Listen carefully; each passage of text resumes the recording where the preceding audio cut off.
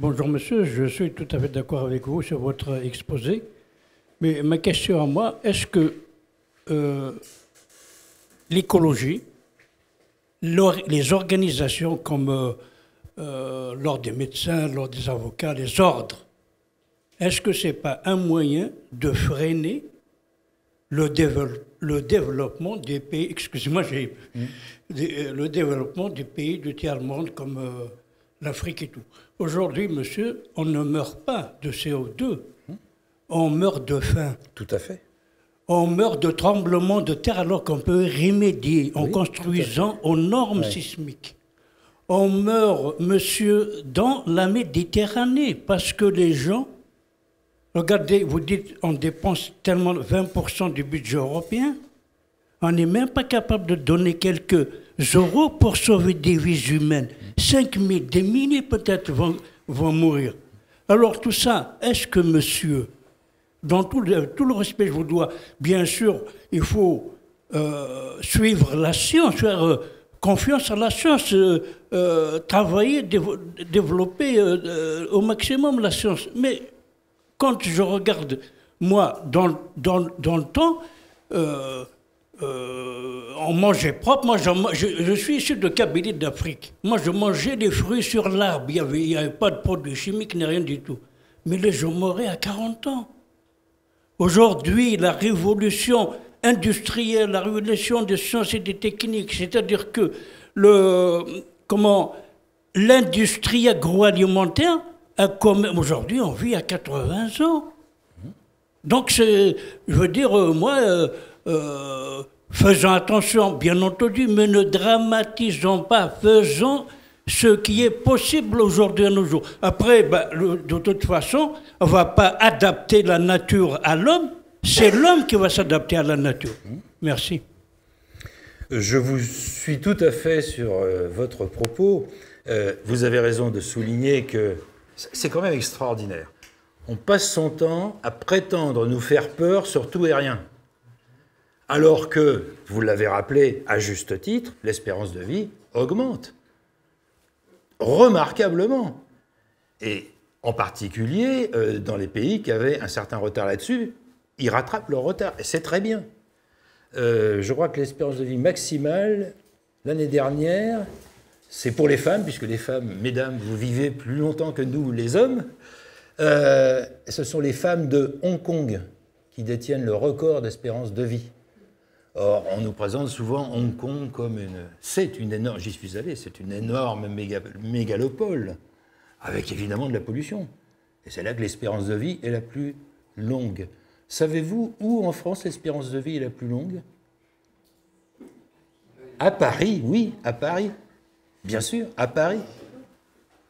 En Touraine, c'est pas mal aussi, je viens de Touraine. Mais l'espérance de vie est la plus longue à Paris. Vous avez raison. Donc, bon, nous faire peur sur tout et rien n'est pas raisonnable. Simplement, faire peur, c'est devenu un instrument de pouvoir. Et c'est ça, probablement, un des problèmes. Alors, je vais passer une question à Internet. C'est un élu qui habite dans la Haute-Marne, d'un petit village et qui s'appelle Eugène Pérez et qui demande est-ce que la pollution, etc., engendre un trou dans la couche d'ozone et où on en est au niveau de la couche d'ozone? Oh, ce n'est pas le propos d'aujourd'hui, donc bon, on peut répondre courtement. Il y a un protocole de Montréal qui a interdit l'envoi de l'atmosphère d'un certain nombre de fluorochlorocarbone, avec des formules plus ou moins compliquées, dont on avait pensé qu'effectivement, elles pouvaient détruire l'ozone. Qu'est-ce qui détruit essentiellement l'ozone? C'est le froid. C'est pour ça que le trou dans la couche d'ozone se trouve essentiellement au-dessus de l'Antarctique, le point de la Terre où il fait le plus froid, en hiver là-bas, et on a commencé à l'observer au-dessus de l'Arctique, ce qui veut dire que l'Arctique ne se réchauffe pas, mais au contraire, puisqu'on a subitement observé un trou momentané dans la couche d'ozone au-dessus de l'Arctique, ça confirme ce qu'on a dit là, l'Arctique est en train à nouveau, qui s'était réchauffé, est en train à nouveau de se refroidir. Bon. C'est surtout l'effet du froid. Pour l'instant, à ma connaissance, on a arrêté d'envoyer un certain nombre de composés chlorés et fluorés dans l'atmosphère. C'était, vous savez, les petits pchit-pchit. Plutôt que d'appuyer sur le bouton, on préférait appuyer sur quelque chose qui l'envoyait, un aérosol qui l'envoyait. Bon, on peut s'en passer quand même, hein, même s'il fallait pédaler pour se vaporiser sous les aisselles. Bon, c'est pas dramatique. Donc ça, c'est fait. On verra si, dans quelques décennies, il y a effectivement une réduction de ce fameux trou de la couche d'ozone, ou si ce sont des causes naturelles qui sont liées au fait que l'Antarctique se refroidit. Je vous l'ai montré tout à l'heure. À suivre. Mais comme ce n'est pas le propos du jour, je n'ai pas du tout creusé la question.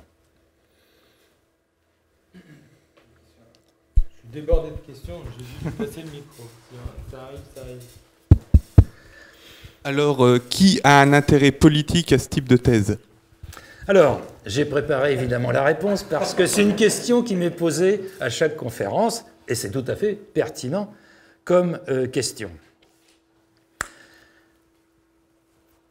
Lorsque a été signé le protocole de Kyoto en 2005, l'Agence internationale de l'énergie a chiffré le coût de la lutte contre le CO2, contre les gaz à effet de serre en règle générale, mais enfin, cette lutte. Et en 2005, cette agence a chiffré le coût à 45 000 milliards de dollars. 45 000 milliards de dollars, c'est 1 milliard d'euros par jour jusqu'en 2100. 1 milliard d'euros par jour jusqu'en 2100. Dont, alors, après on peut décliner, il y a par exemple les pays qui demandent à partir du fonds vert, ça fait partie de ce qui va être discuté à la COP 21, les pays demandent 100 milliards par an. Ça fait partie de, c'est donc 1 milliard d'euros par jour, donc 360 milliards par an, dont 100 milliards pour le fonds vert. Voilà le chiffrage qui a été donné. Pour vous donner une idée de ce chiffre, parce qu'on n'a pas l'habitude de manipuler des chiffres comme ça tous les jours, c'est pratiquement l'équivalent de la dette de tous les pays du monde additionnés aujourd'hui. 55 000 milliards de dollars, là 45 000 milliards de dollars. Autrement dit, pour faire ce qui est l'enjeu, qui était l'enjeu de Kyoto, apparemment ça n'a pas marché, qui est l'enjeu de COP21, qu'est-ce qu'on fait? Il faut trouver l'équivalent à la dette actuelle. On double la dette? Question, hein? On double la dette? Ou alors, on fait payer la dette plus l'équivalent de ça aux contribuables, des impôts, des taxes. Hein? En tout cas, une chose est certaine, c'est que l'argent, c'est des vases communicants. Il y a le contribuable qui veut payer des impôts et des taxes, bien sûr, et puis il y a les bénéficiaires. Alors après, dans les bénéficiaires, je ne vais pas m'aventurer à détailler. Mais vous voyez, j'imagine très bien quels peuvent être les bénéficiaires. C'est vaste, les bénéficiaires, mais comprenez que c'est un sacré fromage. 1 milliard d'euros par jour, c'est ça dont on parle. Que l'Europe commence à dépenser dans le cadre du paquet climat européen, d'ailleurs. Ça, c'est déjà en vigueur. D'accord? Ça répond à votre question?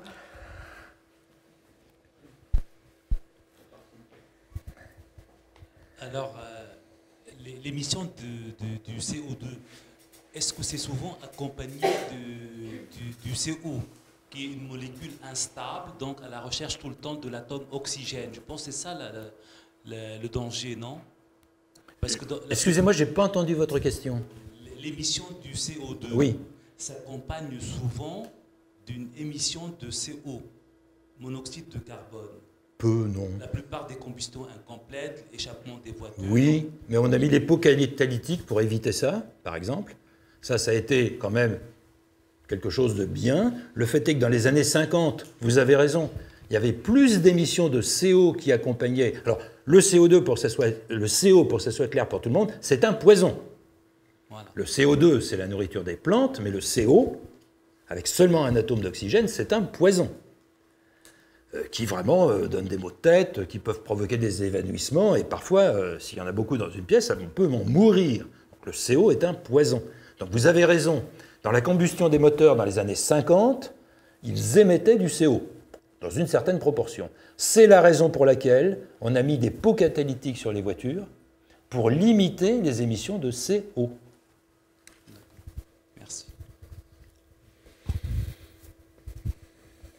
Moi, j'ai une question d'un retardataire, mais vu qu'il y a le micro, ça doit marcher, je suppose.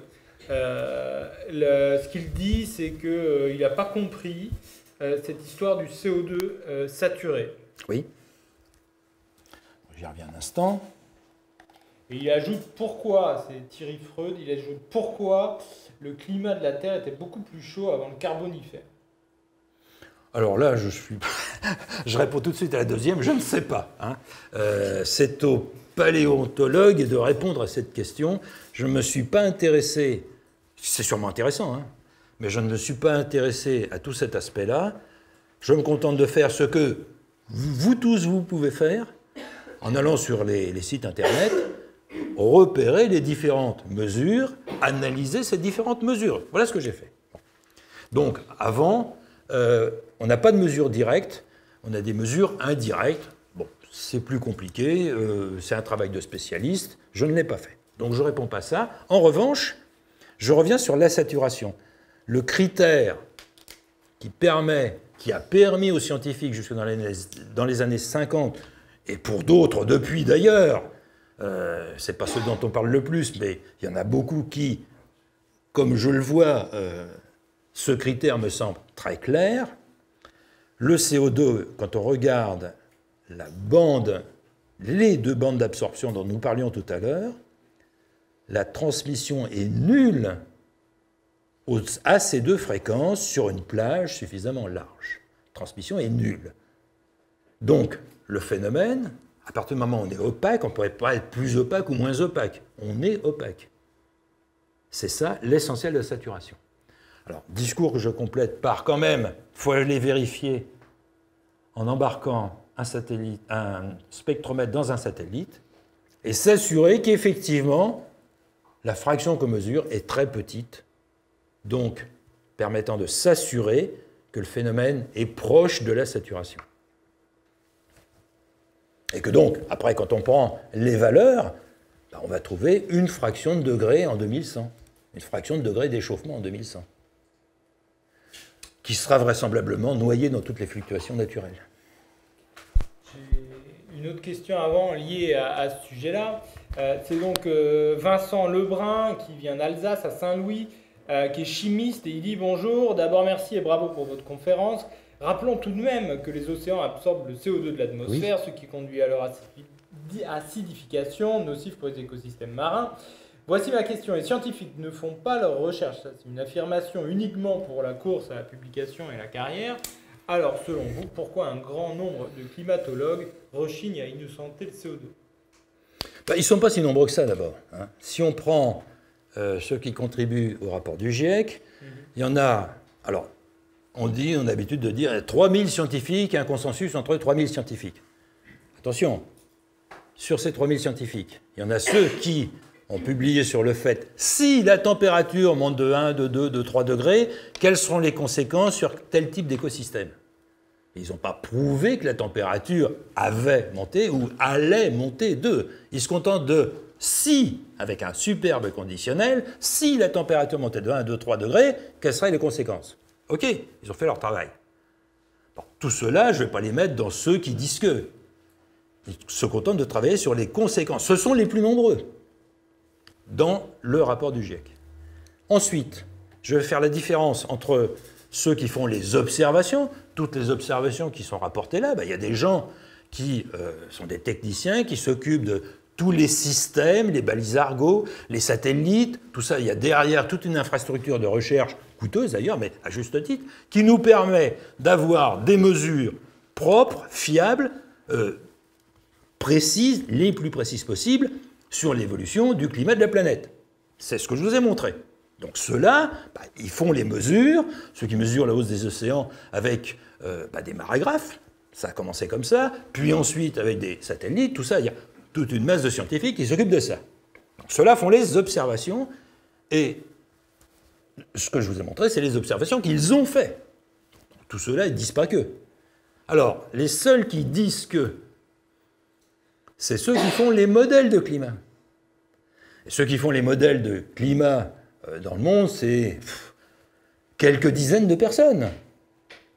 Et c'est ceux-là qu'on prétend qui disent que. Alors, effectivement, ils disent que. Eux, ils ont une vision du climat qui est virtuelle, qui sort de leur ordinateur, et je les soupçonne dans certains cas de ne plus voir le climat réel, et de ne plus voir que leur modèle de climat.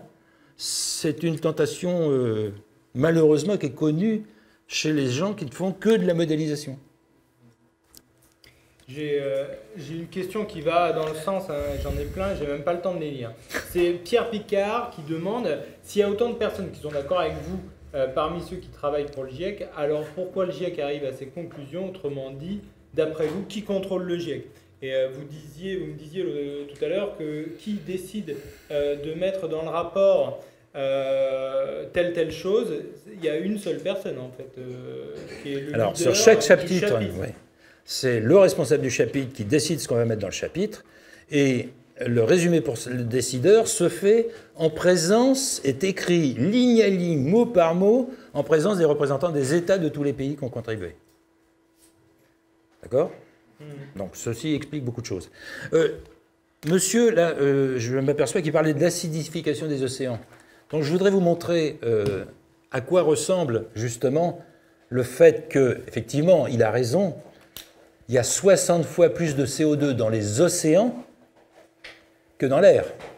60 fois plus. J'attire votre attention sur le fait que la solubilité du CO2 dans l'eau à 2 degrés et la solubilité à 30 degrés, on va dire sous les tropiques et ici près des banquises, c'est pas du tout la même. Les eaux froides captent beaucoup plus de CO2 que les eaux chaudes. Si les eaux se réchauffent, elles vont relarguer du CO2. Si les eaux se refroidissent, elles vont capturer du CO2. Vous avez remarqué qu'il ne faut pas mettre la bouteille de champagne ouverte au soleil.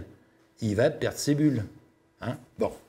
Donc, si on regarde maintenant à l'échelle de la planète, on a maintenant des mesures par satellite qui montrent qu'effectivement, dans les eaux froides, le taux de CO2 mesuré à travers le pH, puisqu'on parlait de acidification, ça se mesure en général en chimie par ce qu'on appelle le pH. C'est une échelle, pH petit, c'est très acide, pH élevé, c'est très peu acide. On dit basique ou alcalin. Bon.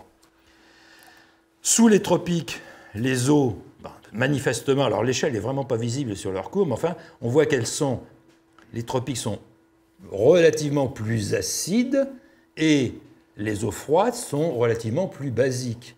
Le pH moyen des océans est de 8, c'est-à-dire le passage de la basicité à l'acidité, c'est pour un pH de 7. Donc les océans ne sont pas acides. Quand on parle d'acidification, on devrait dire une débasification, mais pas une acidification. Alors, cela dit, c'est vrai qu'il y a un effet. Dans le rapport du GIEC, on reconnaît que le changement de pH des océans, en moyenne, est une variation de 0,17 par an. C'est très petit. C'est beaucoup plus petit que les différences de pH qu'il y a entre les eaux froides et les eaux chaudes, qui là font passer d'un pH de l'ordre de 7,2 sous les tropiques à 8,2 près des banquises.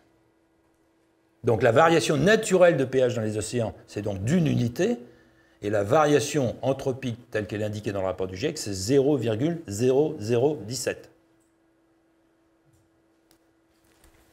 Mais c'est vrai que c'est normal, puisque le taux de CO2 dans l'air augmente, automatiquement on augmente la pression partielle, et automatiquement on va en avoir un peu plus dans les océans. Mais comme pour l'instant il y en a déjà 60 fois plus que dans l'air. Et alors, il y a un autre phénomène qui peut jouer, et ça les chimistes connaissent bien, il y a un phénomène de tampon. S'il y avait trop de CO2 dans les océans, comme les océans contiennent aussi beaucoup de calcium, une partie peut précipiter, c'est-à-dire tomber au fond de la mer sous forme de petites particules solides, de carbonate de calcium. C'est une des possibilités. Si d'aventure ça montait à un niveau trop élevé, il y aurait une sorte de tampon qui pourrait se faire de lui-même. Mais de toute façon, on est loin du compte dans tous les cas. Les variations naturelles dans les océans sont d'une amplitude beaucoup plus grande que la fraction anthropique.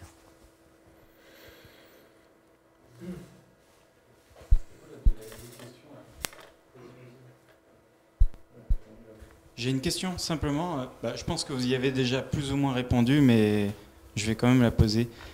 Parce que souvent on entend dans ce débat sur le réchauffement climatique la question du consensus scientifique. C'est-à-dire qu'en gros, le plus grand nombre de scientifiques possibles qui se rajoutent à la thèse du réchauffement auraient raison et l'autre partie aurait tort. Et je me pose la question parce que j'ai pas l'impression que ce soit vraiment ce qui s'est passé dans l'histoire scientifique. Et j'ai l'impression que c'est quelque chose qui prend beaucoup, qui prend en otage la discussion scientifique. C'est l'idée que s'il y a un grand nombre de scientifiques qui est d'accord, en fait, l'autre partie a tort et doit se taire. Et c'est souvent l'argument qui est utilisé justement pour cette question-là. Qu'est-ce que vous auriez à répondre là-dessus parce que vous êtes C'est une très bonne remarque. C'est une très bonne remarque, car quand on prend l'histoire des sciences, l'émergence de ce qu'on appelle les groupes d'experts, comme groupe d'experts, le GIEC, c'est une invention récente. Il n'y avait pas de groupe d'experts dans la science d'il y a 50 ans, d'il y a 100 ans. Ça n'existait pas. C'est une invention récente. Je vais citer, pour répondre, la parole d'une personne que j'ai côtoyée, qui était le directeur général du CNRS il y a un peu plus d'une vingtaine d'années, qui était François Kourilski, directeur général du CNRS. On avait eu un colloque sur les médias et les scientifiques et les relations entre les deux. Et je me rappelle qu'une des choses qu'il a dites, et qu'il a même écrite, puisque j'ai retrouvé sur Internet ce texte, il est vent debout contre les groupes d'experts. Alors lui, c'est un médecin, donc il parlait pour la médecine, bien sûr. Mais je pense que c'est transposable à cette affaire de climat. À partir du moment où il y a un groupe d'experts, s'il y en a 51 qui disent une chose et 49 qui disent, on publiera le rapport. On ne dira pas qu'il y en avait 51 qui étaient pour et 49 qui étaient contre. Il n'y a pas de démocratie en science. Jamais, s'il y en a un qui n'est pas d'accord, on publiera quand même le rapport. On ne donnera pas la liste de ceux qui ne sont pas d'accord. Alors peut-être que le GIEC s'est fait quand même reprendre là-dessus par l'Inter-Academic Council, raison pour laquelle maintenant il est obligé de publier ce qu'ont dit les experts reviewers qui justement ne sont pas d'accord. Donc il le fait, publie. Bon, mais ça montre bien qu'il n'y a pas de consensus, déjà. Non seulement dans ceux qui écrivent les choses, il y en a qui ne sont pas d'accord avec tout ce qui est écrit, mais comme c'est de toute façon le rédacteur principal de chaque chapitre qui décide ce qui va être mis, c'est mis, puis c'est terminé. Alors, dans certains cas, des scientifiques ont démissionné après, quand ils ont vu le résultat final et qu'ils ont vu, mais attendez, mais je ne suis pas du tout d'accord avec ça. Donc certains ont démissionné avec fracas pour dire, je ne suis pas d'accord et je ne veux pas que mon nom apparaisse pour cautionner ça. J'avais dit, c'est quand même pas la majorité, puis bon. Bon, oui, hein. Les scientifiques sont des hommes ou des femmes. J'ai deux questions à ce sujet-là, c'est relatif. Il y a donc Thibaut Herbert de Rennes qui est étudiant et dit « Pensez-vous que les bénéficiaires des fonds pour les recherches sur le changement climatique pourraient eux-mêmes financer via leur financement la recherche en géo-ingénierie ?»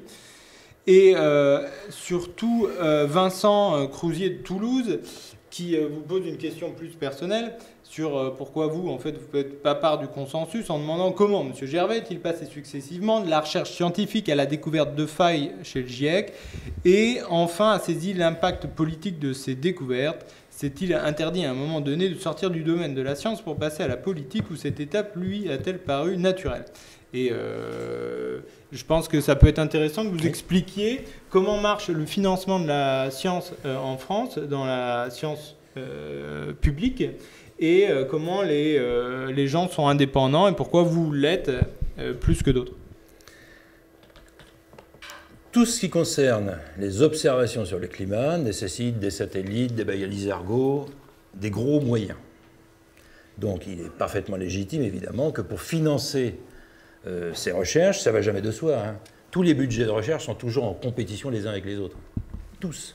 Alors maintenant, on a vu avec l'Agence nationale de la recherche en France, à chaque fois, sur quelle thématique on va flécher, comme on dit, les recherches qu'il faut développer prioritairement, c'est pas sur toutes les recherches. Il y a longtemps que, heureusement d'ailleurs, on ne saupoudre plus, mais qu'on fait des choix politiques, on va développer ça, ça et ça, en fonction des besoins exprimés par le corps sociétal. C'est normal.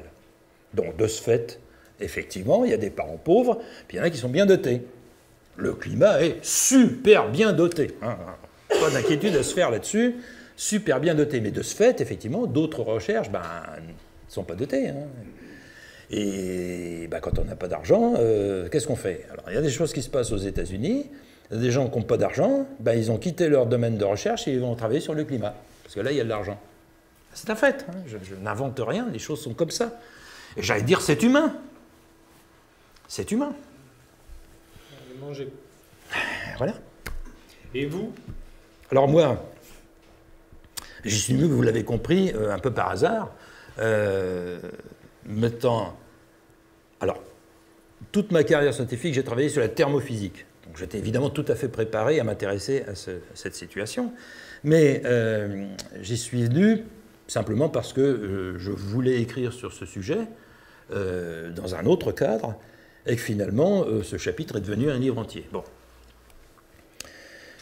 Et puis, c'est vrai que pour un scientifique, d'une manière ou d'une autre, on est, comment dirais-je, c'est notre vocation de lutter contre l'obscurantisme.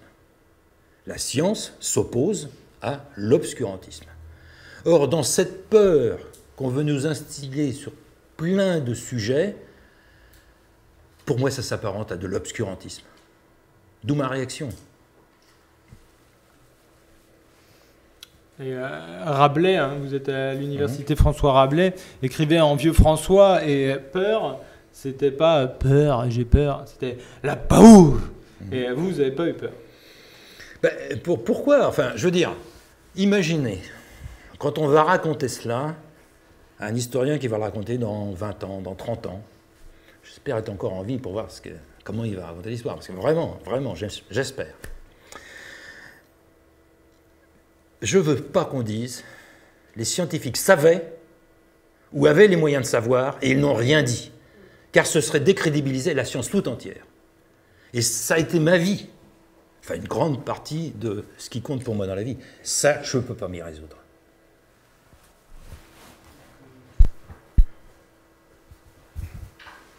Oui, bonsoir Monsieur Gervais. Vous parlez d'obscurantisme, et je ne sais pas si vous êtes informé ou pas de ce qui s'est passé en 2009 à l'université d'East Anglia, Oui. ce qui était appelé le Climate Gate, Oui. puisque le piratage des mails a été confirmé par le président de l'université lui-même.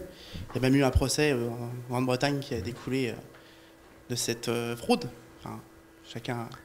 Disons, il s'agit, pour ceux qui ne connaissent pas, il s'agit d'échanges de mails entre scientifiques. Dr Mann notamment. Oui, d'échanges de mails entre scientifiques qui ont un langage qui s'apparente un peu à ceux des truands, tels qu'on peut les voir dans les films.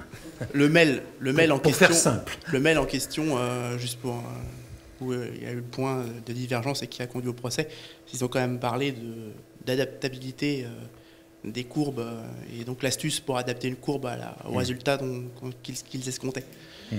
Et notamment, le GIEC a donc, et ça c'est ma question, avant 2011,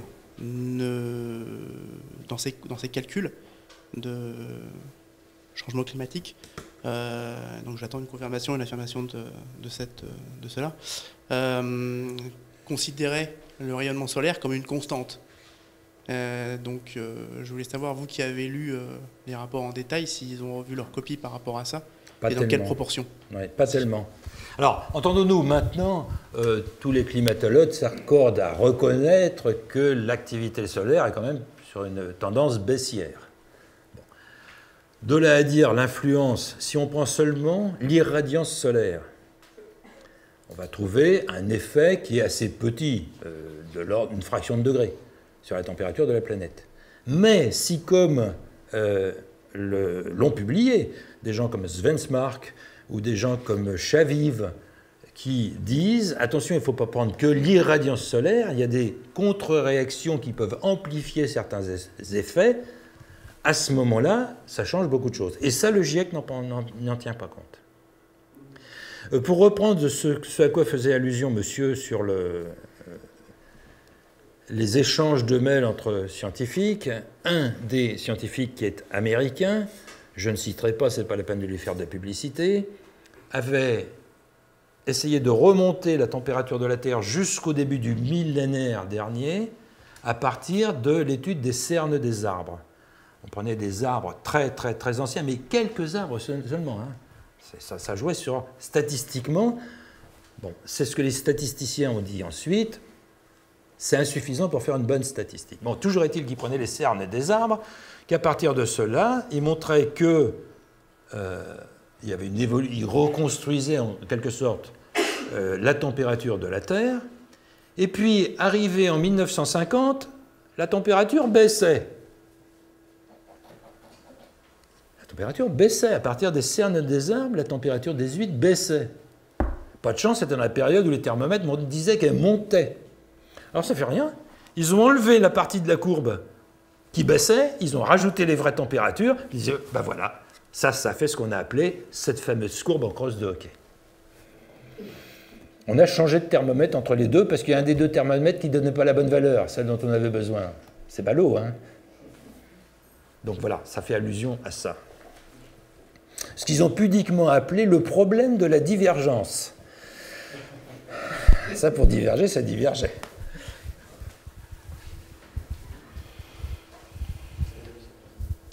Oui, bonsoir. Alors moi, en fait, quand j'essaie de parler justement de ces questions-là à diverses personnes qui sont un peu dans la mystification climatique, il y a des personnes qui me disent « Oui, mais voilà, de toute façon, l'augmentation de la température qu'on a depuis en gros, la révolution industrielle, c'est anormalement rapide. » Et que donc les espèces animales, végétales et tout ça n'auraient pas le temps de s'adapter, et donc ça fait disparaître plein d'espèces. Et en fait, moi, j'aurais aimé votre avis par rapport à... Parce que donc, moi, ce que je me dis, c'est que pouvoir reconstituer les températures d'il y a, je sais pas moi, 10 000 ans, 100 000 ans, 10 millions d'années, on ne peut pas le faire, enfin, on n'avait pas de thermomètre, et pas toutes les méthodes de mesure actuelles, donc on utilise des moyens détournés, comme les carottes glaciaires et tout ça.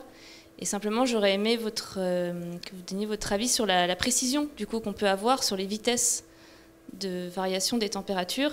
Et est-ce que c'est tout simplement comparable Enfin, est-ce que c'est un argument en fait qui est scientifiquement, voilà, qu'on peut. J'ai bien compris votre question. Alors, il y a quand même des indications qui sont des indications assez fortes. Il y a 10 000 ans, les océans sont montés de 120 mètres. Donc, ça, c'est une observation qu'on a parce que ça a laissé des traces en pas mal d'endroits sur Terre et on a reconstitué les océans entre il y a 10 et 20 000 ans, donc c'est pas si vieux que ça, hein, sont montés de 120 mètres. Donc il y a forcément eu des changements de climat. Hein, ça veut dire que c'est des glaces qui ont fondu, qui ont fait monter les océans. Bon, donc, certainement qu'il y a eu des variations de température il n'y a pas si longtemps.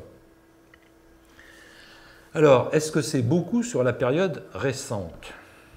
Je me suis amusé à regarder quel est le record d'amplitude de différence entre le jour et la nuit, un point de la Terre où, le même jour, entre le jour et la nuit, on a vu le plus grand écart de température. Alors, on trouve je suis allé dans Wikipédia, on trouve très bien les résultats.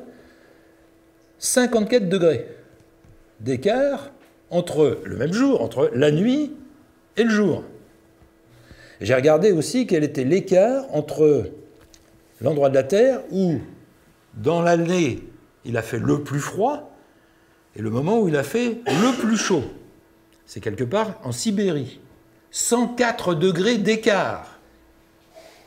Bon, la vie existe là. Enfin. Donc, dire que sur une montée de température qui a été de 0,6 degrés, là c'est clair pour des raisons naturelles, puisque là le taux de CO2 était tellement faible à ce moment-là, que ce n'est pas corrélé. 0,6 degrés entre 1910 et 1945. Et à nouveau 0,6 degrés entre 1975 et 2000. Bon, ça c'est mesuré, c'est avéré, tout le monde est d'accord là-dessus, il y a eu 2 fois 0,6 degrés. Est-ce que c'est beaucoup? De toute façon, c'est clairement naturel. Donc l'humanité, il faut bien qu'elle s'y adapte. Que je sache, on s'y est tous adaptés, puisqu'on est tous là aujourd'hui, et c'était pendant tout le siècle passé, à des degrés divers. Les plus anciens, comme moi, on s'y est mieux adaptés, peut-être encore que vous, qui n'avaient, pour les plus jeunes d'entre vous, pas connu de réchauffement climatique, puisque la température n'a pas bougé depuis 18 ans. Et le GIEC est d'accord avec ça. Donc, les jeunes qui ont aujourd'hui 18 ans n'ont pas connu le réchauffement climatique. Moi, je l'ai connu, parce que je suis plus vieux que vous. J'ai connu donc une hausse. Alors, je n'ai pas connu une hausse, je suis né donc au moment d'un plateau, puis ça s'est refroidi, et ensuite c'est remonté. Et alors, franchement, je m'en suis même pas perçu, pour ce qui me concerne. Certains s'en sont peut-être aperçus, mais arriver à ressentir 0,6 degrés, croyez-moi, c'est pas simple. Il faut avoir des sacrés bons capteurs. Donc, je ne comprends pas ce genre de propos. C'est absurde. Tant qu'on joue avec les degrés, j'ai une question de Julie dans le sud. Elle demande comment ils font pour calculer la température. C'est quoi leur station météo? C'est quoi les outils qu'ils ont? Alors, pour mesurer ou pour prévoir les températures futures?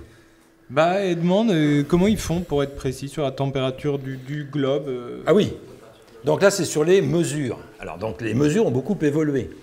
C'est vrai que quand on regarde les courbes, la barre d'incertitude était plus grande sur les mesures qu'on a en 1880, puis progressivement, la barre d'incertitude s'est réduite, et aujourd'hui, avec les mesures par satellite, on a des mesures qui sont de plus en plus précises. Parce que une des difficultés des mesures qui se faisaient anciennement à partir de capteurs, c'est que vous vous doutez bien que si on avait un capteur qui, en 1880, était au milieu de la campagne, proximité d'un village. Ce village se trouvait à 10 km d'une ville, que la ville s'est développée. Le capteur qui était à la campagne, il va se retrouver après en ville. Ou le capteur à côté duquel on a construit un aéroport, évidemment, le capteur, lui, il n'a pas bougé, mais avant, il était dans la campagne, puis après, il était en ville. Enfin, je veux dire, si on veut mesurer correctement la température de la pièce, il ne faut peut-être pas mettre le thermomètre sur le radiateur. Bon. Donc, il y a un certain nombre de biais comme ça qui font que la mesure par des capteurs est susceptible, à certains endroits, de présenter quelques erreurs. C'est la raison pour laquelle les mesures les plus fiables, celle qui est sur l'écran, là, c'est une mesure faite par satellite, donc ils mesurent la radiance de la Terre. Donc là, il n'y a pas de...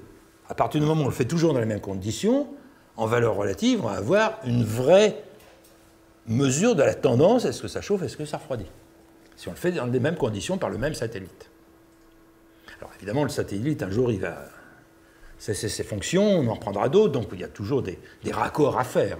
Mais voilà aujourd'hui comment on peut avoir des mesures relativement fiables, y compris au-dessus des pôles. Là, on ne va pas mettre des capteurs, parce que c'est bien trop froid. C'est invivable là-bas. À moins 91 degrés, Bon, donc on fait des mesures par satellite.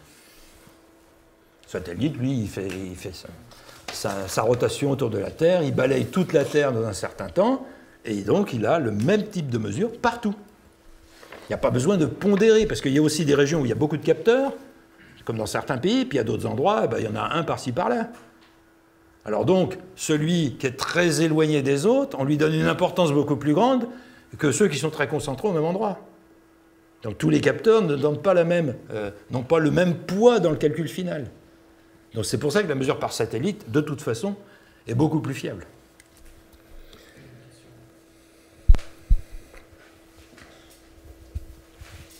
Bonjour.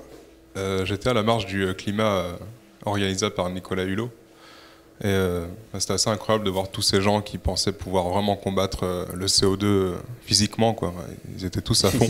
Ils étaient vraiment... ils étaient virulents, quoi. Et donc du coup à la fin ils sont même tous mis à respirer ensemble sur un même battement devant la mairie de Paris.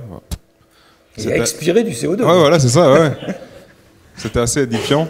Et donc moi je me demande, après avoir constaté, observé toutes les failles du GIEC et aussi quand on a vu toutes les politiques menées par différents dirigeants sur l'écologie, pourquoi est-ce qu'on est obligé aujourd'hui, d'après vous, de suivre ce combat contre les gaz à effet de serre politiquement correct et comment ça se fait aussi que les extrêmes écologistes soient un peu mis en valeur comme ça, comme des opposants autorisés presque. Et toute cette histoire aussi de croissance zéro, enfin tout ça, ça mène à quoi en fait, au niveau sociétal? Est-ce qu'on est obligé de suivre? Non, bah justement non, mais qu'est-ce qu'on nous vend quoi à travers tout ça? La réponse à une question comme ça n'est pas simple. Parce que tout à l'heure on disait c'est un formidable business. 1 milliard d'euros par jour. C'est un formidable business. Énormément de gens ont intérêt à ce business. C'est difficile à détailler après. Et ça représente, monsieur disait effectivement, pourquoi ne pas s'occuper effectivement des gens qu'on a besoin, ça serait sûrement prioritaire. De toute façon, les choix politiques sont toujours des choix. Qu'est-ce qui est crucial? Qu'est-ce qui est vraiment important?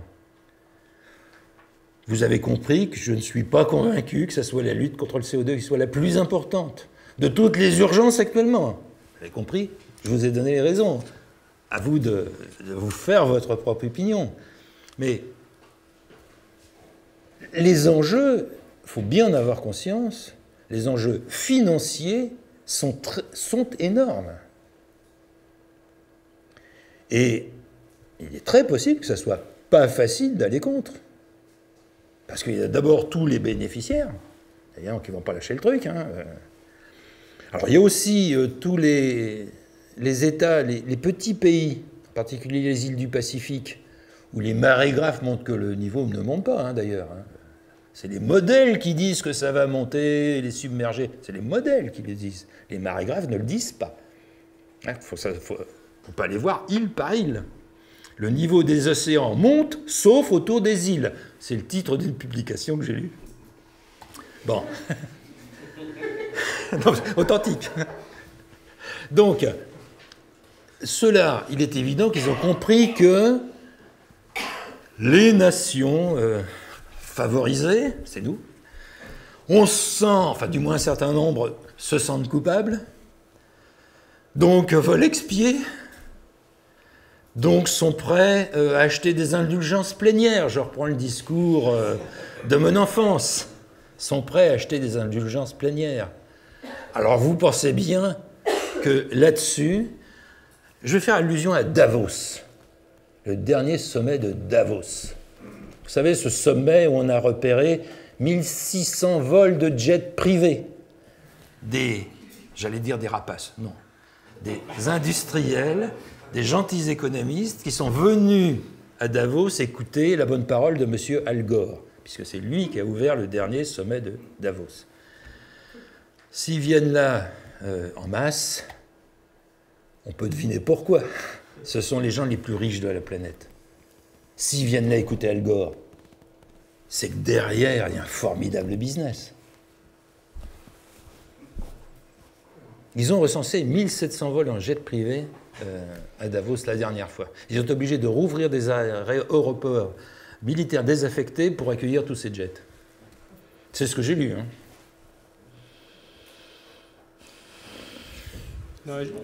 J'ai une question, deux questions sur pourquoi les politiques se sont-ils emparés de ce sujet, sauver la planète, et pourquoi vous n'êtes pas écoutés par les politiciens, alors qu'il y en a d'autres aussi comme vous, des scientifiques qui dénoncent la chose. On n'est pas très nombreux en France, je reconnais, mais je vois avec plaisir que... Et quelqu'un demande qu'est-ce que vous, ces groupes de scientifiques, pouvez faire.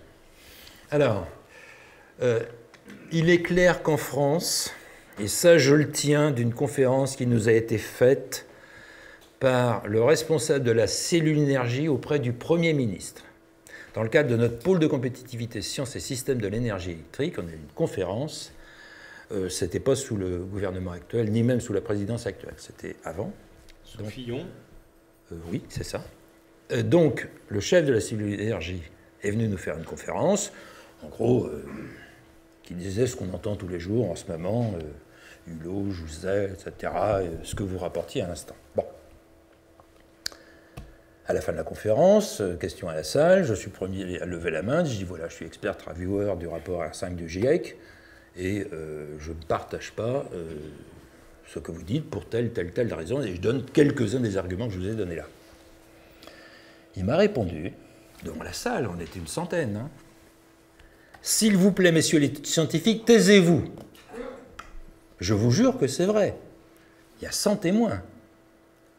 S'il vous plaît, messieurs les scientifiques, taisez-vous. Sinon, notre facture énergétique va exploser. C'est l'argument qu'il a donné. Voilà, je témoigne. Mais je vous dis, j'ai 100 témoins de cette...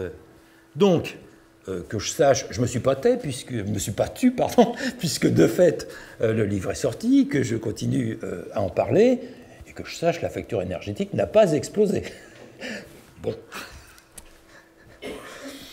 Au contraire, le prix du pétrole a baissé entre-temps. J'ai une question scientifique. Est-ce que vous êtes saturé, comme le CO2, de questions? Ah, pas du tout. D'accord. Je suis à votre disposition toute la nuit. Vous savez, moi, je suis intéressable sur le sujet. Juste avant, Julien, j'ai une question de Lucas, qui a 6 ans, et qui dit, il vient du Mans, et il dit qu'est-ce qu'on doit dire à la maîtresse quand elle nous fait chanter elle pleure la planète? Ah!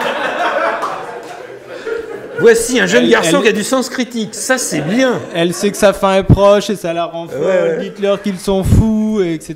etc. Il peut dire à la maîtresse qu'il n'y a pas de réchauffement climatique depuis que lui, il est né. Alors, tout dépend de l'âge de sa maîtresse, mais il faudrait voir, si elle est jeune, il n'y a pas eu de réchauffement climatique depuis que sa maîtresse est née non plus. Si elle est jeune. Bonjour. Alors moi j'ai une question un petit peu plus sérieuse, enfin disons... Et tout ce qu'on a dit est sérieux, me semble-t-il. Vous en avez parlé très brièvement, mais ma question c'est qu'on entend de plus en plus parler de problèmes liés au méthane maintenant, et notamment à des poches de méthane souterraines qui pourraient éventuellement s'échapper. Et ma question est, est-ce qu'on a autant d'informations sur le méthane et est-ce qu'on peut tirer les mêmes conclusions, ou est-ce que... peut-être que c'est que certains se réfugient derrière un autre gaz où on a moins de données. Je ne vous l'avais pas montré tout à l'heure, mais puisque votre question est là, je l'affiche. L'évolution du taux de méthane dans l'atmosphère. Donc vous voyez que sa concentration, c'est 0,00018%. Donc on est dans les milliardières en termes de concentration. Le taux de méthane dans l'air avait doublé au cours du XXe siècle. Mais vous voyez qu'il a l'air plutôt de se calmer et de se stabiliser. Là, c'est la mesure qui le dit. Même mesure que celle du CO2 à partir de spectromètres infrarouges. De la même façon, j'ai été invité 2 fois par des agriculteurs qui s'inquiètent parce que leur ministère bien-aimé leur fait des misères avec le protoxyde d'azote, prétendant que c'est un gaz à effet de serre, et que c'est très mal les agriculteurs aujourd'hui qui envoient des gaz à effet de serre. Bon. Je les ai quand même rassurés, puisque vous voyez bien que l'évolution du protoxyde d'azote depuis 30 ans... bon. Alors, là encore, qu'on s'inquiète du risque de... Ça reste un conditionnel. Les poches de méthane, j'imagine que... de toute façon, la température n'augmente pas, donc je ne vois pas pourquoi il y aurait plus de méthane qui serait sorti des poches maintenant qu'avant, puisque la température ne bouge pas. De fait, on constate que ça ne bouge pas. Donc, s'agit-il d'un problème si crucial puisque ça ne change pas, au contraire du CO2 qui, lui, augmente. Donc, je veux bien, et c'est normal qu'on se préoccupe du CO2, mais s'agissant du méthane, comme il n'augmente quasiment plus, protoxyde d'azote, même chose, mettre ça, ériger ça, ils ne vont pas nous faire encore une grande cause nationale sur le méthane et le protoxyde d'azote, ça ira comme ça, là. Non? Qu'est-ce que vous en pensez?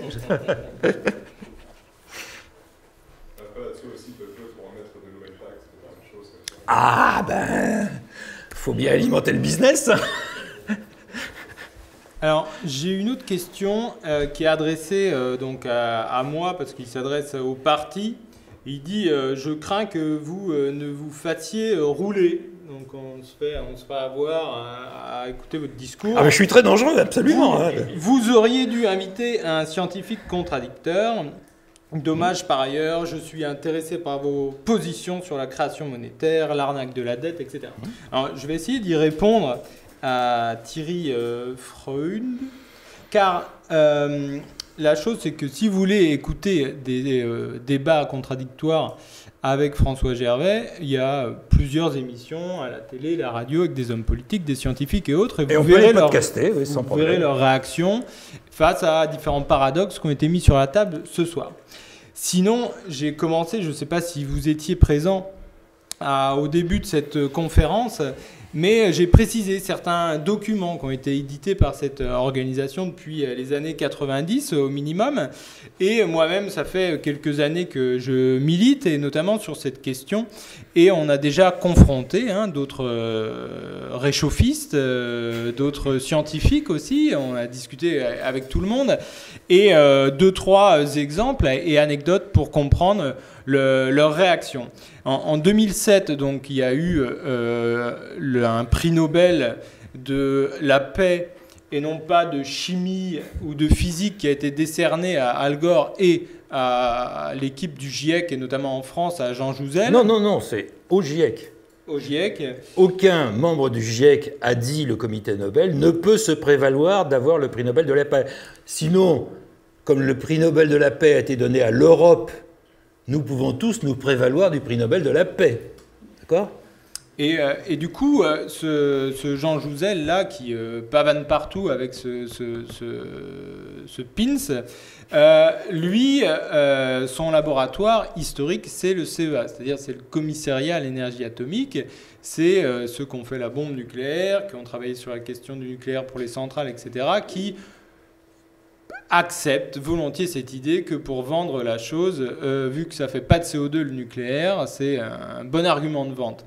Et donc ce Jean Jouzel, on est allé le voir, on a des amis à Berlin, parce qu'il y avait toute une campagne à l'époque où on a repris les travaux d'un scientifique allemand qui s'appelle Beck, qui a compilé 180 années de gaz, de données en fait de CO2. Parce qu'on s'est posé la question depuis quand le CO2, on fait des mesures, etc.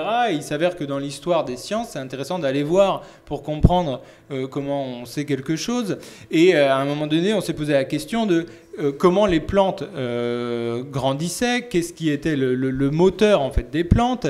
Et ils ont fait des expériences. Ils se sont mis à prendre une plante et à regarder si ça venait de la terre. Ils ont pesé la terre avant et après la pousse. Ils ont vu qu'il n'y a pas de changement. Ils ont dit c'est peut-être ça vient de l'eau. Ils ont mis de l'eau distillée et finalement c'était pas les minéraux qui venaient de l'eau et tout ça. Et c'est là où ils ont eu l'hypothèse que ça venait peut-être de gaz. Ils ont identifié que c'était le CO2. Donc ça veut dire que ça fait 180 années qu'on étudie la concentration de ce gaz dans l'atmosphère avec plusieurs prix Nobel de chimie, et non pas de la paix, parce que par exemple, Barack Obama a eu le prix Nobel de la paix, il a fait pas mal la guerre des drones et compagnie. Donc là, ce Beck, on a publié ce document, on a fait connaître au grand public ce document montrant que plusieurs fois dans l'histoire, on s'est retrouvé avec des taux de CO2 plus grands que ceux actuels, et du coup, c'était pas la cause de l'homme forcément il y a 180 ans, etc. Donc on est allé avec ce document-là à Berlin voir Monsieur Jouzel pour lui dire, mais Monsieur Jouzel, regardez, il y a quelqu'un qui montre qu'il y a, il y a plusieurs fois plus de CO2 dans l'atmosphère et tout ça et tout ça. Bon, il prend, il dit rien. Une semaine après, il fait une autre conférence au CEA à Paris, à Saclay, et on retourne le voir. Monsieur Jouzel, alors, vous avez lu, on vous a donné ça à Berlin. Il dit, oh non, j'ai pas lu. Oh, tenez, on vous le redonne, etc. Et donc le lendemain, on lui posait la question, et il dit, ah oui, les données là. Et il a dit, voilà, il a mis à la poubelle en une soirée, sans même les lire, 180 années de collecte de CO2. C'est pour vous donner un peu à quel point ces scientifiques-là peuvent être très très rigoureux. Et aussi, quelqu'un posait la question sur Internet, comment on peut faire pour être actif, pour passer ce message sur les médias, etc. etc. Déjà, une chose que vous pouvez faire, c'est intervenir et amener une idée contraire à celle qui est exposée. Et vous verrez comment les médias réagissent, comment les gens dans la salle réagissent, etc., etc. Et c'est ce qu'on a fait un peu plus tard, en 2007, lorsque Jean Jouzel est venu en Bretagne, d'où il vient. Et il est venu à l'Agrocampus, donc c'est la fac où il y a tous les gens qui sont en études pour étudier les plantes, l'agronomie, etc. Et il y avait les politiques qui étaient là, c'était la grande conférence, quoi. Et nous, ce qu'on a fait, c'est qu'on a distribué à tout le monde un tract qui montrait que derrière le réchauffement climatique, il y avait une logique malthusienne de volonté de réduire la population et que Beck avait dit ça, qu'il y avait plus de CO2, que c'était une arnaque, etc., etc. Donc quelqu'un vient le voir et lui dit ouais, là, il y a un tract qui a été distribué. Donc Jouzel a un peu le tract du tract et il se retrouve donc dans cet amphi plein à craquer de plus de 500 personnes à faire son schéma. Alors il nous a rien expliqué sur qu'est-ce qui cause quoi de la chaleur du truc et machin. Il monte ses schémas, il fait ses corrélations, il dit ça va augmenter, il est grand temps d'agir, il faut faire quelque chose, etc. Question-réponse. Et donc là je lève la main. Et je dis, monsieur Jouzel, est-ce qu'il n'y a pas un lien avec la crise économique? On était avant la crise économique, on était telle qu'elle a été médiatisée, c'était en 2007. Est-ce qu'il n'y a pas un lien avec cette crise où on est en train de demander aux gens de se serrer la ceinture et l'explication du GIEC comme quoi il faut se serrer la ceinture pour sauver la planète, l'atmosphère, etc. Parce que moi-même, de mon expérience, c'est ce que je dis à toute la salle, j'ai travaillé sur l'électricité, les moteurs, comment on déplace des choses pendant des années au lycée. Et je dis, c'est pas avec le solaire et l'éolien qu'on remplacera tous les moteurs actuels qui fonctionnent avec notamment les carburants, pétrole, etc. Et là, le Jean, il devient rouge, complètement tétanisé. Il a sa souris pour faire passer les images, il a fait tomber. Les images se mettent à... Et il est tétanisé sur son parloir, et toute la salle se retourne en train de dire « Merde, peut-être ce petit con là, il a raison ». Et disons, c'est aussi ça, c'est-à-dire, il y a un moment donné où il faut confronter les gens, et vous voyez bien comment ils vont réagir, et c'est ce qu'on demande aux gens de faire. C'est ça aussi, militer. Vous pouvez militer sur ces gens-là, mais aussi militer sur les médias, mais il y a aussi plus simple, militer sur les citoyens qui ne sont pas forcément tenus et qui peuvent avoir une pensée qui évolue. Donc voilà, j'espère que j'ai répondu à votre question sur Internet, et voilà. J'ajoute juste que je me suis déjà trouvé dans des débats, soit dans des radios, sur des plateaux télé, seul contre 3 autres personnes, tous à fond réchauffistes. Alors déjà, il y a un effet direct qui est qu'on n'a qu'un quart du temps de parole, et encore quand on vous le laisse, ce qui n'est pas toujours le cas. Sur une émission d'1h15 que je ne citerai pas, j'ai eu 7 minutes de temps de parole. Et tous les autres, évidemment, étaient du point de vue opposé. Donc, c'est pas toujours si simple. Mais j'ai jamais refusé le débat. Simplement, je dis que c'est pas toujours confortable pour arriver dans un temps qui vous laisse, qui est forcément court, par rapport aux autres qui font un matraquage en sens inverse. Rien qu'une question de temps de parole, c'est pas simple. Je préfère le débat à 2. Là, au moins, en principe, on a à peu près le même temps de parole. Ce que j'ai déjà fait, d'ailleurs, avec des gens du GIEC. Bonsoir. D'abord, merci pour votre présentation. Pour moi, il y a un argument d'ordre politique que vous avez énoncé sur finalement le moteur de cette fraude scientifique, c'est de jouer sur les peurs. Et si ça ne joue pas sur les peurs, ça instille le doute qui provoque l'inaction, ou en tout cas, comme Jouzel, mais face à des défis que nous pose la nature, le futur, etc. Alors moi, ma question est plus orientée sur finalement demain, et qu'on puisse reprendre justement cet enthousiasme de l'esprit humain qui découvre. Où on en est du point de vue de la connaissance du climat global?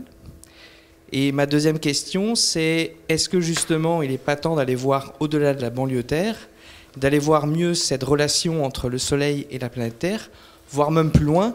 Et je voudrais avoir votre avis sur qu'est-ce qu'on connaît de cela, en fait, de ce système où il y a la Terre, il y a le Soleil, et au-delà la galaxie. Alors juste, j'ai une question dans ce sens de Fabien à Rennes, qui a lu le livre et qui dit, voilà, vous parlez à un moment donné qu'il y a sur Mars la calotte polaire qui s'est formée, déformée. Est-ce qu'il y a des changements ailleurs que sur Terre?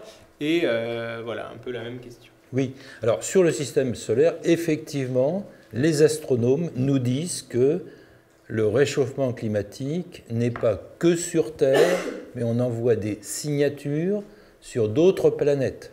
C'est sûrement la faute des petits hommes verts qui envoient du CO2, mais il n'y a pas d'atmosphère, mince, je ne sais pas comment ils font. Bon, enfin bref, il y a effectivement une tendance mesurée par les gens dont c'est la spécialité. C'est vrai que j'en ai pas parlé là, mais il y a un effet également sur les autres planètes. Mais alors c'est pareil, c'est pas, ça dépend des cycles solaires. Rappelez-vous que c'est pas du tout constant, l'activité solaire. Il faut voir, il y a des périodes où ça s'est réchauffé. Actuellement, on est plutôt sur une tendance descendante, mais bon. Quelle était votre question? Excusez-moi, j'ai répondu à celle... Ah oui, alors, c'est ça. Le climat global. Si, ma perception, si le GIEC était honnête, il aurait dû conclure, franchement, on ne sait pas. Voilà ce que le GIEC, s'il était, non pas dans une démarche politisée, aurait dû conclure, on ne sait pas. D'abord, vous avez vu les marges d'incertitude. Franchement, comment peut-on prétendre faire une projection en 2100 avec 1600% de marge d'incertitude? En clair, le lecteur, il prend ce qu'il veut, il prend ce qui l'arrange. Enfin, c'est pas sérieux. Jamais on ne fait une prévision avec une telle marge d'incertitude. Alors ça, ils vont répondre, ah oui, mais ces différents scénarios, ça va dépendre d'eux. Oui, mais même sur la sensibilité climatique, ils ont une marge d'incertitude de 300%. Autrement dit, la conclusion dans ces cas-là, c'est on ne sait pas. Donc, il y a le climat, quand on s'y plonge dedans, on y passe vraiment beaucoup de temps parce que c'est vraiment très compliqué. Il y a énormément de choses que l'on connaît très mal, en particulier la dynamique des océans, qui ont une importance considérable sur l'ensemble du climat. Donc, il y a du travail pour les chercheurs sur le climat pendant très longtemps avant qu'ils soient au chômage. Vraiment, il y a du travail. Mais à partir du moment où les modèles, je vous l'ai montré tout à l'heure, sont incapables de retrouver ce qui s'est passé, comment voulez-vous qu'on fasse confiance? Ça veut dire qu'il leur manque des choses essentielles. Comment voulez-vous qu'on fasse confiance sur ce qui va se passer? Voilà. Donc, il y a encore du travail. Non, objectivement, le GIEC aurait dû conclure, on ne sait pas. D'ailleurs, c'est ce que les premiers rapports du GIEC avaient tendance à conclure. Il y a trop de chaos, ce qu'on appelle le chaos au sens mathématique du terme. Qu'est-ce qui régit finalement les fluides, que ce soit dans l'atmosphère ou dans les océans? C'est ce qu'on appelle les équations de Navier-Stokes, qui sont des équations qu'on ne sait pas résoudre autrement que numériquement.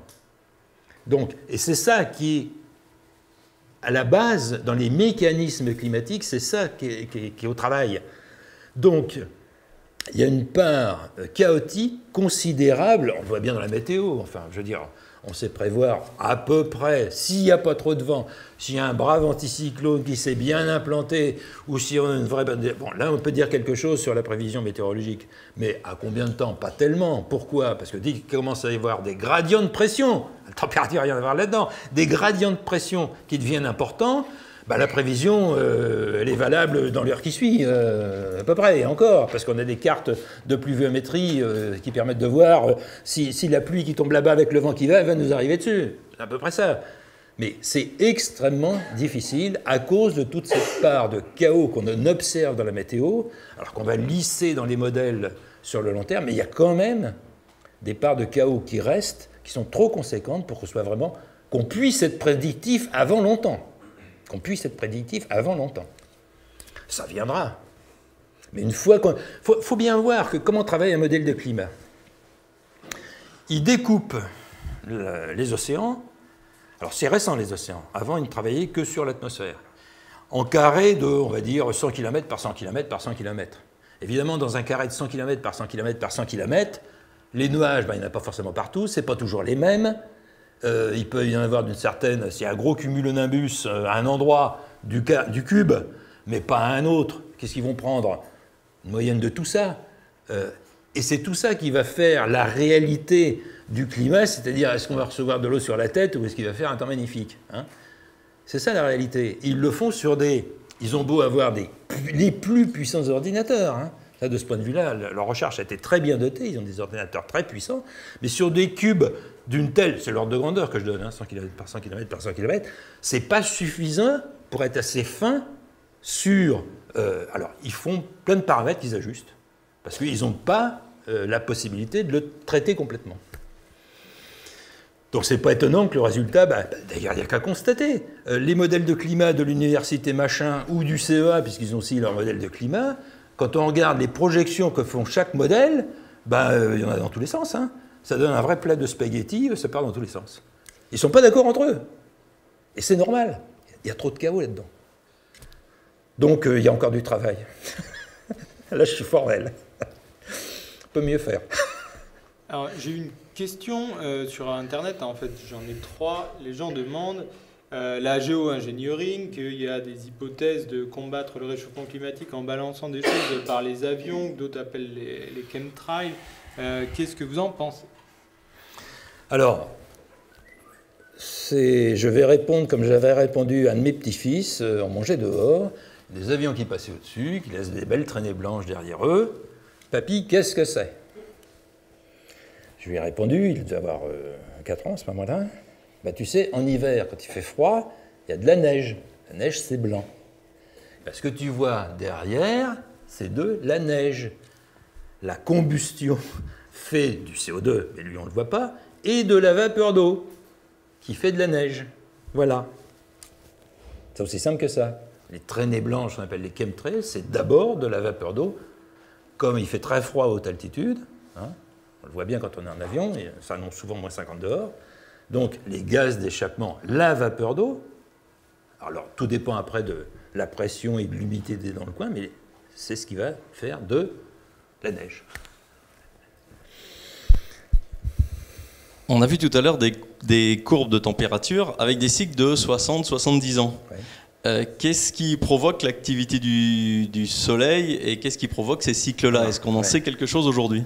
Il y a une hypothèse, je l'ai présentée comme une hypothèse, à savoir, c'est celle de Scafetta, qui a remarqué, et je vous l'ai montré, que cette oscillation, c'est là, cette oscillation se corrèle bien avec la vitesse du Soleil par rapport au centre de gravité du système solaire. Autrement dit, il ne faut pas oublier que le Soleil, c'est une masse de gaz, essentiellement de l'hydrogène. Ce n'est pas une boule solide comme la Terre, hein.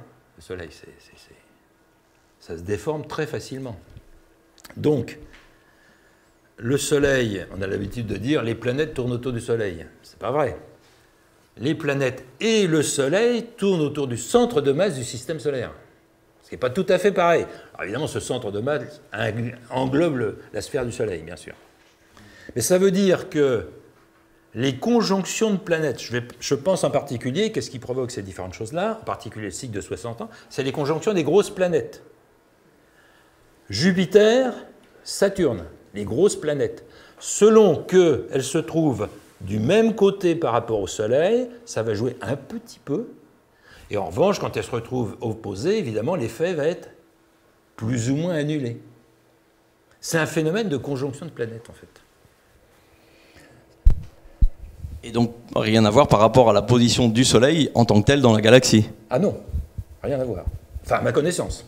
Dans l'explication de Scafetta, c'est simplement lié, ce cycle de 60 ans correspond à des conjonctions ou non de planètes.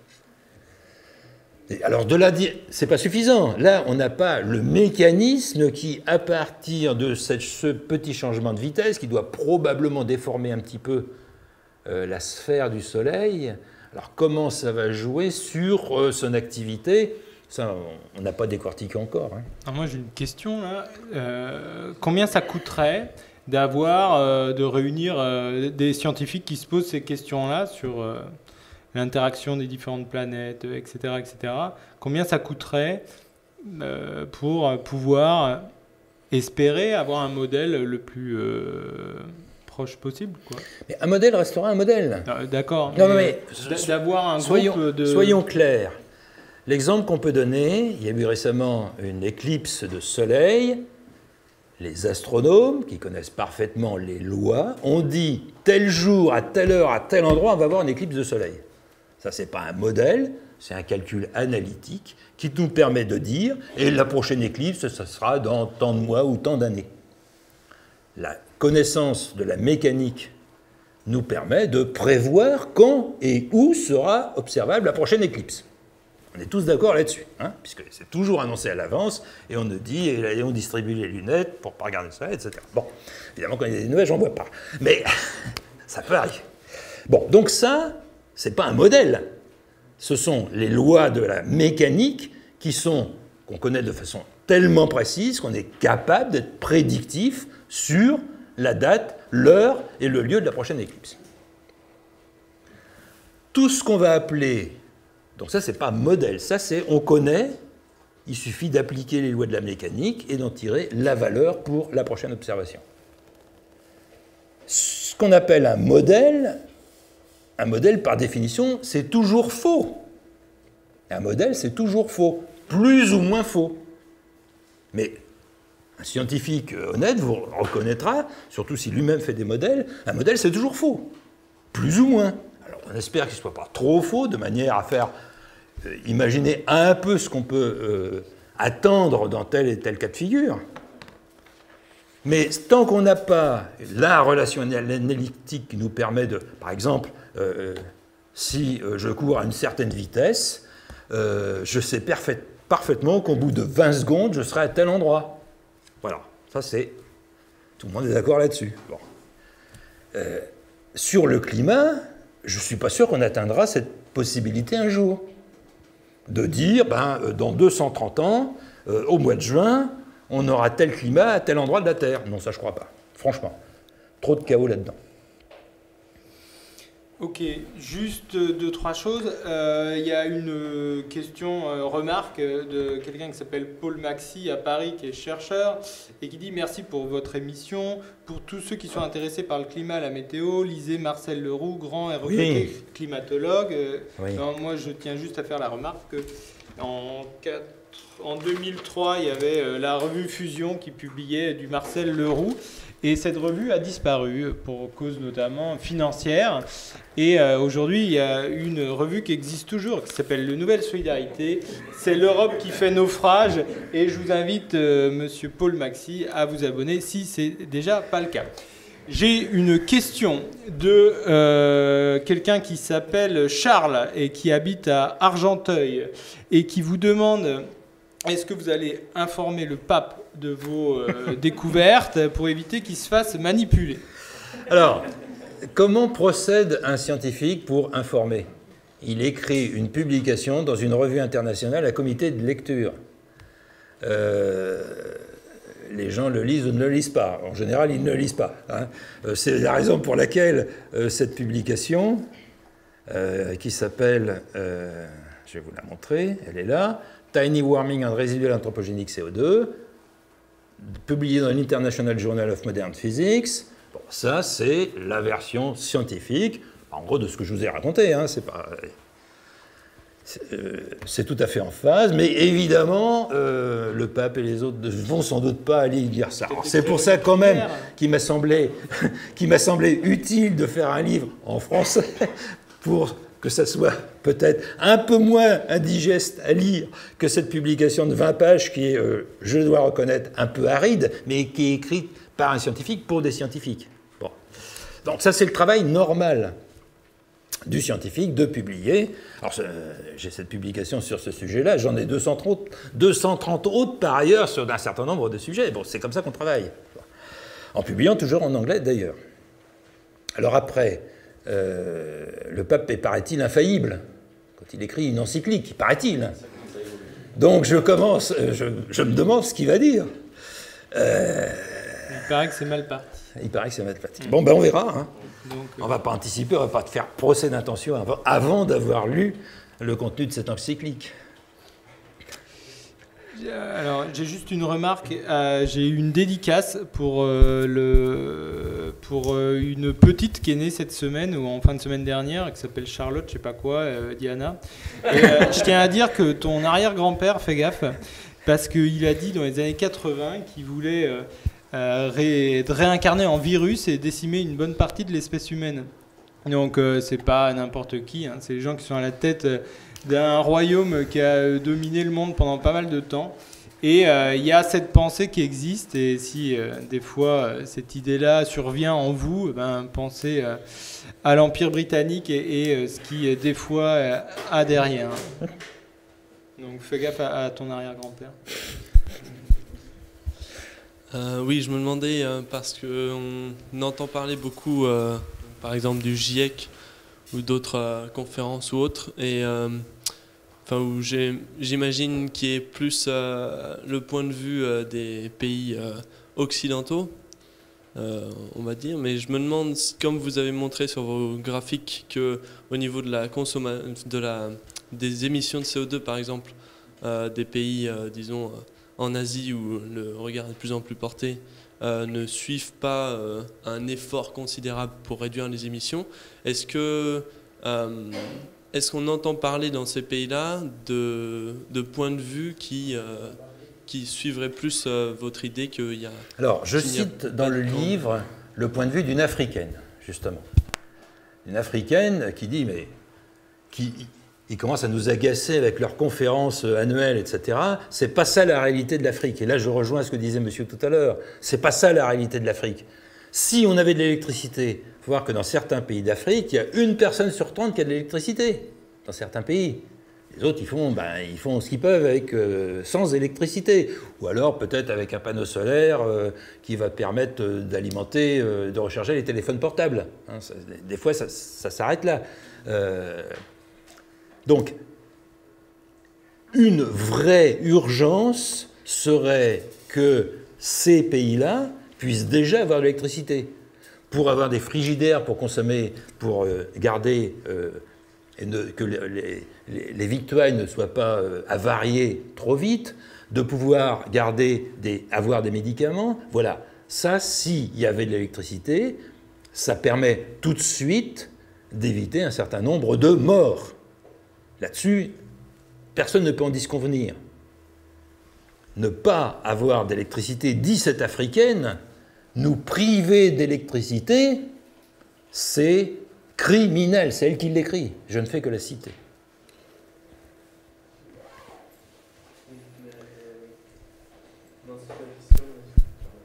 Ma question était surtout par rapport aux médias et aux scientifiques. Est-ce que, et justement, avec ce débat, avec des idées paradoxales quand on les met les unes devant les autres, est-ce que dans d'autres pays, des scientifiques n'ont en fait le consensus scientifique? Est-ce qu'il est plutôt occidental ou est-ce qu'il est partagé un peu partout? Est-ce qu'on voit des différences dans des pays qui... Enfin, c'est-à-dire quand par exemple on entend parler de la Chine et des États-Unis qui refusent d'entrer dans le protocole de Kyoto, est-ce qu'ils s'appuient derrière sur une communauté scientifique, par exemple, qui affirme qu'il n'y a pas d'urgence ou des choses comme ça? Le concept même de consensus en science est absurde. La science n'avance que par remise en cause du consensus antérieur. Quand il y a une avancée scientifique importante, celle qui a effectivement un impact significatif sur les choses, c'est parce que le scientifique a trouvé quelque chose que les autres n'avaient pas trouvé avant. Donc, la science ne travaille jamais par consensus. Elle travaille par faisceau convergent de présomption. Il n'y a jamais aucune certitude, le mot n'existe pas en science.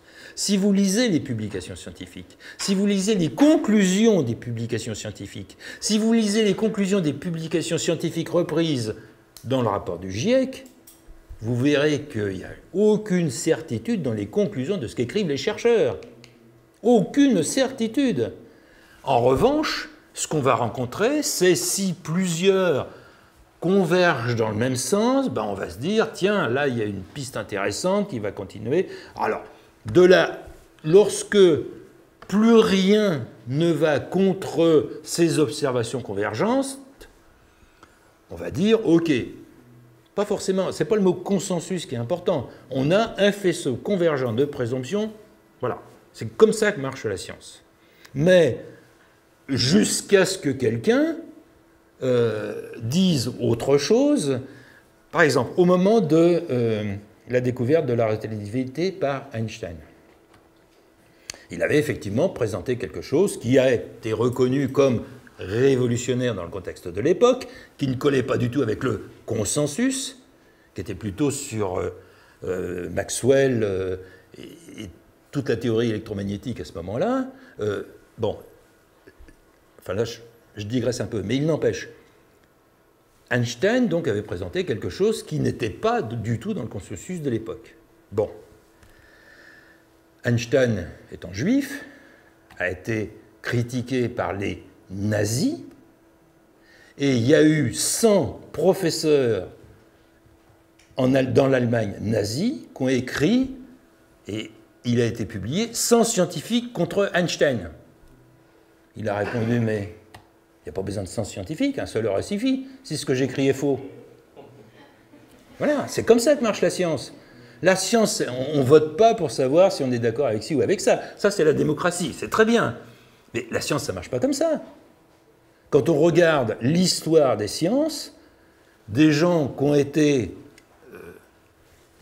dans un certain contexte, à une certaine époque, ont trouvé des choses qui ont permis des avancées considérables. Alors maintenant, c'est rarement une seule personne, c'est souvent des groupes de personnes, des équipes, mais le process reste quand même le même.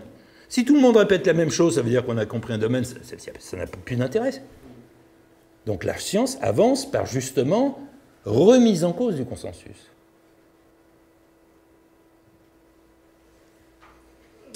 Je pense que ça peut être le mot de la fin.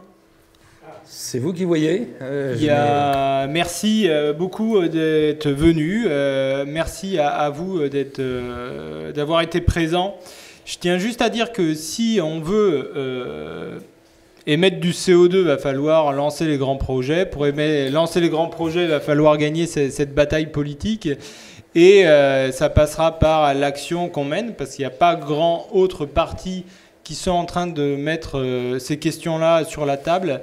Et j'invite tous ceux qui sont ici, dans cette salle, ou ceux qui sont sur Internet, en 3-4 clics, c'est possible de faire un don pour ceux qui en payent déductible des impôts. Mais disons, sans moyens financiers, les chercheurs ne peuvent pas aller faire de grandes découvertes. Aujourd'hui, sans moyens financiers, nous non plus, on ne peut pas non plus attraper la lune politique, quoi. Donc je vous invite à passer à l'action, et c'est un des moyens, il y en a plein d'autres. Un autre, sachez que cette émission, cette conférence sera accessible dès demain en rediffusion sur le site internet. Vous pouvez la diffuser, l'envoyer, etc., etc. Donc merci à vous, merci François Gervais, et bonne bagarre à vous tous, à bientôt. Et merci de la qualité des échanges que j'ai eus ce soir avec vous.